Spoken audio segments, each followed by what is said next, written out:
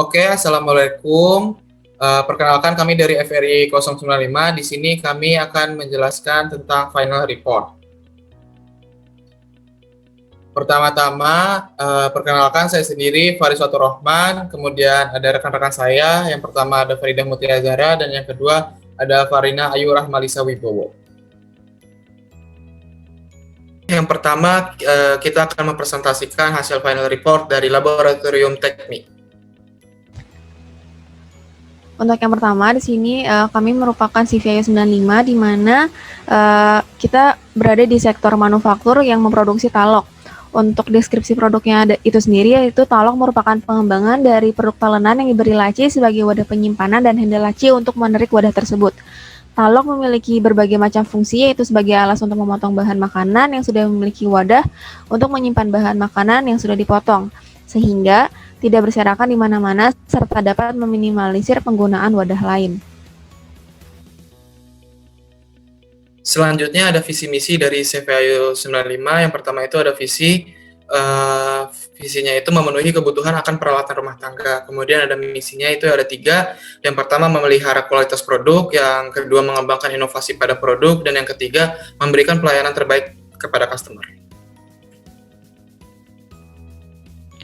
Selanjutnya dari segi segmenting, di mana pada poin geografis, talok akan dipasarkan di lingkungan peralatan rumah tangga yang berada di Indonesia. Lebih tepatnya berada pada Provinsi Jawa Barat, dikarenakan talok berfungsi dalam membantu kebutuhan peralatan rumah tangga menjadi lebih efisien. Kemudian dalam segi psikografisnya, talok akan dijual pada toko atau marketplace yang berfokus dalam peralatan rumah tangga yang bergolongan kelas menengah ke atas. Hal ini dikarenakan talok merupakan talenan multifungsi yang memiliki fungsi tambahan yaitu adanya wadah penyimpanan sehingga memudahkan konsumen dalam penggunaannya. Dalam segi demografisnya ini, talok adalah alat kerja yang dikhususkan untuk lingkungan rumah tangga. Dan untuk behaviornya ini, produk talok berfokus pada konsumen rumah tangga yang membutuhkan alat bantu multifungsi untuk memudahkan dalam proses memotong bahan makanan. Lalu selanjutnya terdapat dari segi targeting di mana CVIO 95 dalam menentukan target market penjualan akan menggunakan spesialisasi produk. Dengan menggunakan target market seperti ini dapat membuat perusahaan membangun popularitas yang kuat di Indonesia. Produk talok bisa konsumen dapatkan pada e-commerce dan marketplace peralatan rumah tangga di Indonesia. Selanjutnya ada positioning. Talenan sololok atau yang kita singkat talok merupakan alat rumah tangga yang berfungsi sebagai alas memotong bahan makanan yang memiliki wadah tambahan untuk menyimpan sisa bahan potongan maupun bahan makanan yang sudah dipotong. Talok dapat digunakan dalam kehidupan sehari-hari dengan tagline CVIO 95 yaitu Don't worry about messy again. Selanjutnya dalam segi marketing mix, yaitu terdapat 4P atau Product, Place, Price, dan Promotion. Dalam produknya sendiri, talok adalah alat bantu dalam peralatan rumah tangga yang dikembangkan dari talenan menjadi talenan multifungsi. Talok merupakan talenan multifungsi yang berbeda dengan talenan pada umumnya, karena di mana talok juga memiliki 2 buah laci sebagai tempat penyimpanan bahan makanan yang sudah dipotong sehingga dapat meminimalisir penggunaan wadah lain, serta talenan dapat digunakan secara terpisah jika pengguna ingin menggunakannya secara terpisah. Untuk poin place-nya sendiri, perusahaan manufaktur dan memiliki gudang untuk penyimpanan persediaan produk serta bahan baku yang berlokasi di beberapa daerah di Jawa Barat, yaitu terdapat di Karawang, Bekasi, dan Indramayu. Untuk price-nya sendiri, talok itu ada pada harga Rp150.000. Dan promotionnya, promosi yang dilakukan CVIO 95 dengan memasarkan produk talok di berbagai toko atau marketplace yang berfokus pada peralatan rumah tangga di Indonesia. Selain itu, promosi dilakukan dengan iklan pada berbagai sosial media. Baik, selanjutnya terdapat strategi pemasaran di mana CVIO 95 ini menggunakan 2 advertising plan, yaitu yang pertama Tokopedia dan yang kedua Facebook.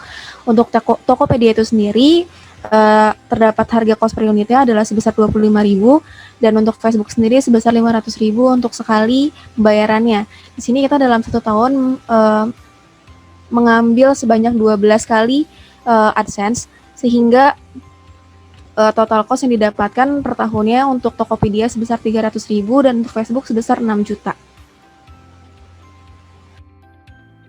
Oke, di sini ada rencana pemasaran ya. Yang pertama itu dari potential market. Jadi di potential market itu jadi setiap sektor yang menjual produk-produk atau furnitur berbahan kayu. Kemudian ada available market. Talok itu biasanya digunakan sebagai alas potong bahan masakan. Talok memiliki wadah penyimpanan. Jadi setiap ibu rumah tangga pasti ingin memasak dengan mudah dan efisien. Kemudian dari target marketnya sendiri, marketplace yang menjual peralatan dapur. Dan kemudian ada level of competition. Talok memiliki banyak kelebihan di antara talenan existing lainnya, dikarenakan Talok memiliki fungsi yang lebih banyak dibandingkan dengan talenan existing. Selanjutnya dari rencana produksinya sendiri, di sini ada demand forecasting, yaitu 7.209 ini kita dapatkan dari praktikum sispromasi pada forecasting ke periode ke-13. Nah, di sini didapatkan sales target based on Fed survey-nya dan juga production volume-nya di setiap tahun dari tahun 2022 hingga tahun 2027. Di sini didapatkan untuk sales targetnya ini sendiri pembelinya itu pada 2022 ada 7.209 hingga 2027 itu terdapat 7.249 dan untuk production volume sendiri untuk pembelinya pada tahun 2022 terdapat 7.282 dan pada hingga tahun 2027 sebesar 7.656. Selanjutnya di sini terdapat rencana SDM di mana terdapat sebelum rekrutmen dan setelah rekrutmen. Untuk sebelum rekrutmen terdapat 24 karyawan dan setelah rekrutmen terdapat 29 karyawan. Di mana untuk sebelum rekrutmen terdapat CEO sebanyak 1 orang, lalu HRD sebanyak 1 orang, finance sebanyak 1 orang, marketing and sales manager sebanyak 1 orang, staff marketing sebanyak 1 orang, product manager 1 orang, dan operator production sebanyak 18 orang. Hal itu terjadi selama tahun 2002, 2023, dan 2024. Dan pada tahun 2025-2026 dilakukan rekrutmen sehingga terjadi penambahan operator production menjadi 19 dan terdapat beberapa karyawan-karyawan tambahan lainnya. Oke, di sini selanjutnya ada proyeksi keuangan ya. Di sini ada source of fund, yaitu dari 2 sumber, yaitu owner equity dan Bank Luan. Untuk akumulasinya untuk owner equity itu udah ada 80% dan Bank Luan itu 20%. Bank Luan ini itu pinjaman bank ya. Jadi owner equity untuk awal-awal itu 761.660.464 rupiah. Kemudian pinjaman banknya itu sebesar 191.165.116 rupiah. Dan total dari source of fund itu sendiri berkisar 955.825.580 rupiah. Nah, selanjutnya ini mengenai profit loss. Profit loss ini sebagai data keuangan yang dimana menyimpulkan mengenai pendapatan, pengeluaran, dan biaya bisnis tersebut selama satu periode. Nah, tujuannya itu dari profit loss sendiri dimana untuk mengetahui sejauh mana sih bisnis tersebut pencapaiannya, apakah bisa dikatakan untung ataupun rugi. Di sini bisa dilihat ada total income yang didapatkan dari CVIO 95 itu dari tahun 2022 hingga tahun 2026. Lalu juga didapatkan di sini gross profit-nya atau laba kotornya sendiri itu dari setiap tahunnya tahun 2022 hingga tahun 2026. Lalu selanjutnya terdapat sambungan dari yang sebelumnya, terdapat operational cost, yaitu yang bisa kita dapatkan dari financial data sebelumnya. Lalu untuk EBIT atau earning before interest tax, yaitu merupakan pendapatan yang didapatkan sebelum adanya pajak, yaitu sebesar pada tahun 2022 yaitu sebanyak 194.714.933 rupiah dan seterusnya sampai 2026. Lalu untuk interest expense atau biaya bunga yaitu didapatkan dari modul-modul sebelumnya yaitu sebesar 14.122.634 rupiah dan sama seperti selanjutnya sampai tahun 2026. Lalu untuk EBT atau earning before tax yaitu sebesar 180.592.299 rupiah dan sama selanjutnya sampai 2026. Lalu untuk tax sendiri kita mempatok sebesar 1% di mana itu didapatkan dari hasil EBT dikali dengan 1% tersebut dan didapatkan hasil sebesar Rp1.805.923. Lalu untuk EAIT atau Earning After Interest and Tax, di mana itu pendapatan yang didapatkan setelah adanya tax, yaitu sebesar Rp178.768.86.376 dan sama seterusnya sampai 2026.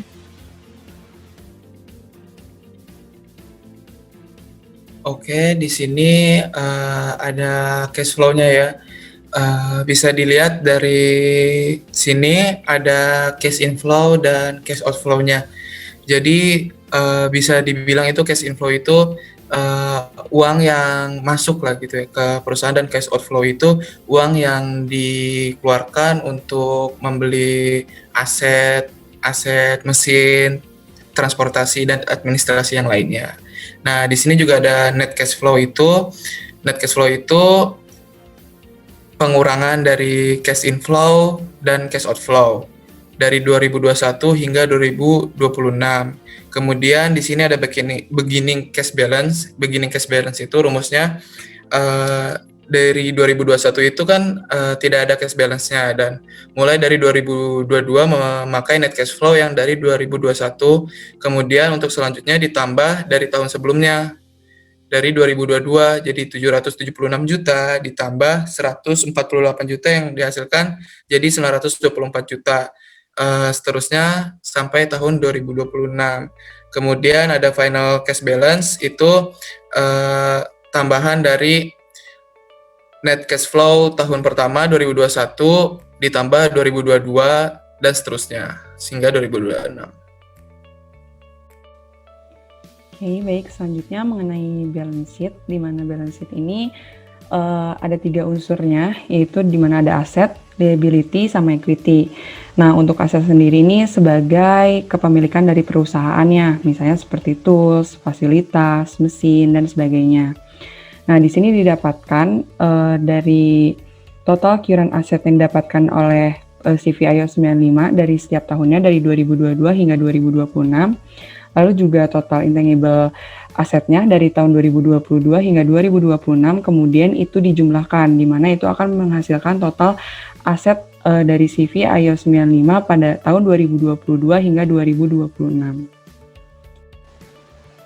Selanjutnya mereka lanjutkan dari yang sebelumnya, itu terdapat liabilities dan owner equities, di mana untuk liabilitiesnya terdapat dari remaining debt, yaitu sebesar 158.774.79 rupiah.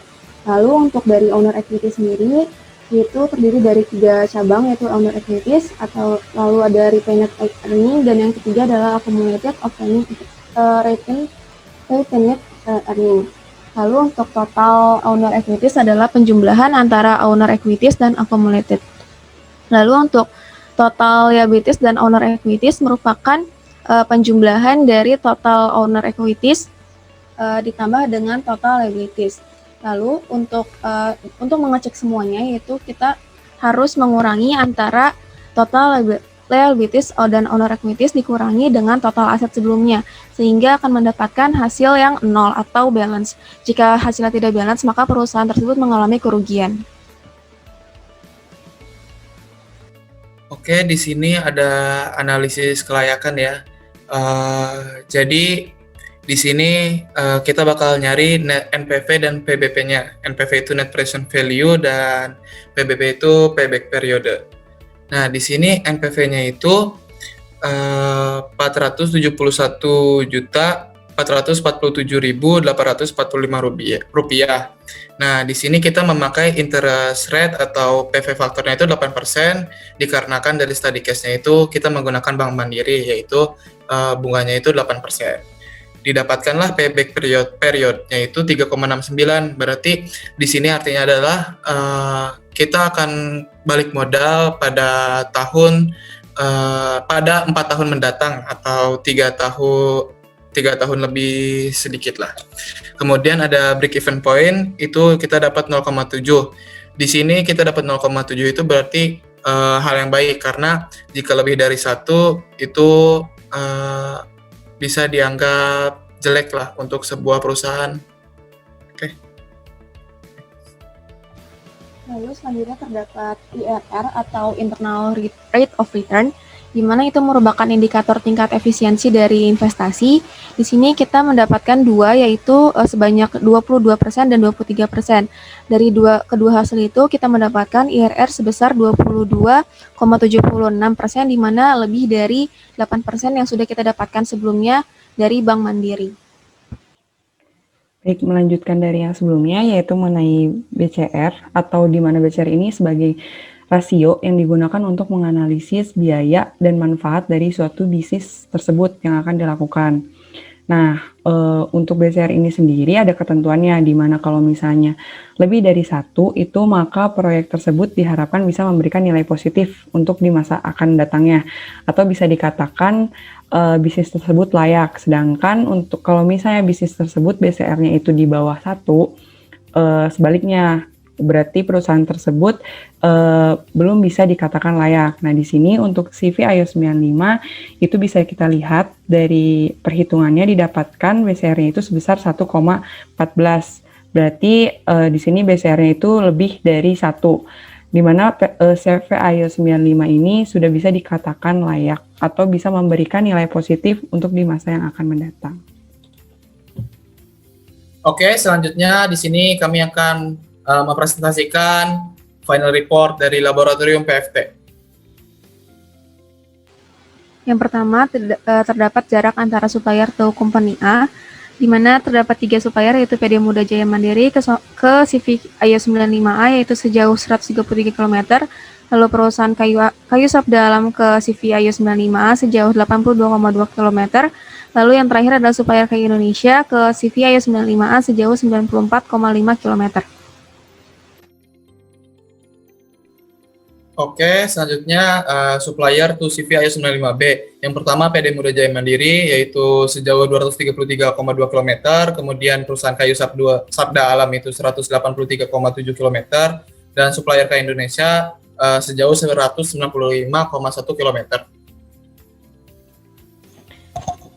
Baik, selanjutnya dari supplier ke CV ISO 95C, di mana dari PD Muda Jaya Mandiri ke CV ISO 95C itu sejauh 77,6 km, lalu dari perusahaan kayu Sabda Alam ke CV ISO 95C itu sejauh 46,1 km, dan dari supplier kayu Indonesia ke CV ISO 95C itu sejauh 46,3 km. Lalu selanjutnya terdapat data kuantitatif dan data kualitatif, di mana data kuantitatif ini didapatkan dari hasil-hasil yang kita dapatkan dari berbagai sumber. Lalu untuk data kualitatif ini kita dapatkan dari hasil responden yang kita bagikan kepada responden. Lalu untuk faktor and weight ini bisa kita dapatkan dari hasil perhitungan AHP untuk menentukan faktor-faktor yang kita pakai di data kuantitatif dan data kualitatif. Oke, di sini untuk menentukan faktor rating, di sini ada score for each factor in every alternative yang kuantitatif, ada UMK, land cost, availability land, supplier distance goods, supplier distance handle, dan supplier distance laci. Dan nanti dinormalisasi, kemudian ada kualitatif faktornya, yaitu akses transportasi, human resource, hazard disaster, dan potensi pasarnya. Baik, selanjutnya dari hasil perhitungan data yang sebelumnya, maka didapatkan perhitungan faktor rating yang akan menentukan lokasi mana yang akan dipilih oleh CV ISO 95.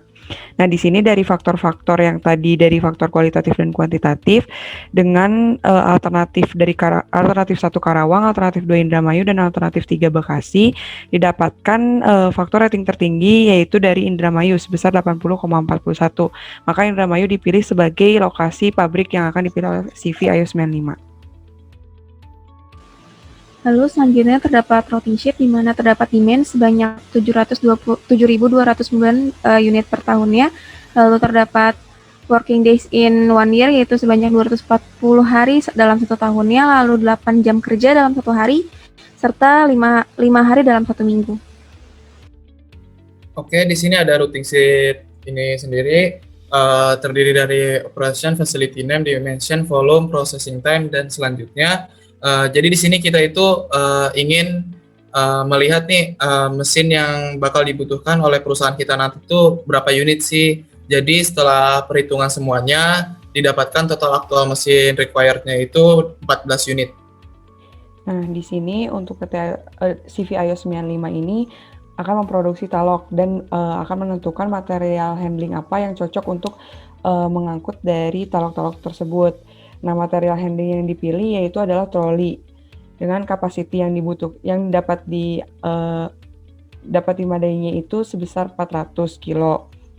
Nah, di sini ada stacking maksimum dari setiap areanya dan juga di sini ada unit load yang kita dapatkan ada 2 faktor, yaitu ada faktor yang sebesar 1 dan 37. Dari faktor tersebut itu didapatkan dengan perhitungan Gantt chart. Untuk faktor yang unit load 1 itu dibutuhkan waktu 1469. Dan untuk yang faktor 37 itu sebesar 2032. Baik, selanjutnya terdapat maksimum unit load di mana di sini terdiri dari from tool, lalu ada part name, part weight, stacking maksimum, load size, prepared unit, dan selanjutnya. Dari contoh untuk yang pertama adalah receiving kedatangan ke GBBU yaitu base talenan untuk part weight-nya yaitu seberat 500 gram, untuk stacking maksimumnya dia dapat mengangkut sebanyak 114 unit, untuk load size-nya 1, dan selanjutnya, dan di mana untuk diangkutnya menggunakan troli dengan kapasitas 400 kilo. Oke, di sini ada luas area, jadi setiap fasilitasnya itu memiliki total area yang dibutuhkan dari setiap fasilitasnya, seperti meja pengukuran, amount of mesin itu 1, total length 6, total width 6, berarti total areanya itu 36 meter persegi. Nah, kemudian di sini juga ada office dimension yang bisa dilihat total office areanya itu 156 meter persegi. Sebelumnya untuk production floor dimension kita memiliki total areanya itu 480 meter persegi. Dari perhitungan luas area tersebut, ini dia initial layout-nya, di mana bisa dilihat di sini ada dari setiap areanya, dari REC, GBBP, GBBU hingga shipping-nya. Dan di sini pun ada flow-nya, di mana flow ini menjelaskan dari setiap workstation-nya. Lalu di sini selanjutnya terdapat FTC atau from to chart, di mana FTC ini yaitu teknik yang konvensional yang biasanya digunakan untuk perancangan tata letak pabrik dan pemindahan bahan dalam suatu proses produksi. Dan didapatkan total cost-nya sebesar Rp138.887. Oke, jadi ini initial layout setelah ARC atau Activity Relationship Chart. Di sini bisa dilihat ya koordinat-koordinatnya dari setiap workstation-nya dari GBBU, REC, GBBP. Nah, dan ini dari initial layout yang sudah ditambahkan dari fasilitasnya. Itu di sini ada fasilitas seperti masjid, toilet, terus security post, dan ada employee parkirnya juga, terus ada kantinnya. Nah, di sini sehingga total area dari seluruhnya itu ada sebesar 993 meter persegi. Baik, ini merupakan hasil final layout dari keseluruhan desainnya, yaitu berdasarkan dari hasil perhitungan menggunakan WinKSB didapatkan total cost terendah sebesar 114.708, yaitu dari layout yang sudah dilakukan 3 kali iterasi departemen sebagai solusi terbaik yang didapatkan, sehingga didapatkan final layout sebagai berikut. Oke, terima kasih perhatiannya. Kurang lebihnya mohon maaf. Dari FRI 095. Wassalamualaikum warahmatullahi wabarakatuh.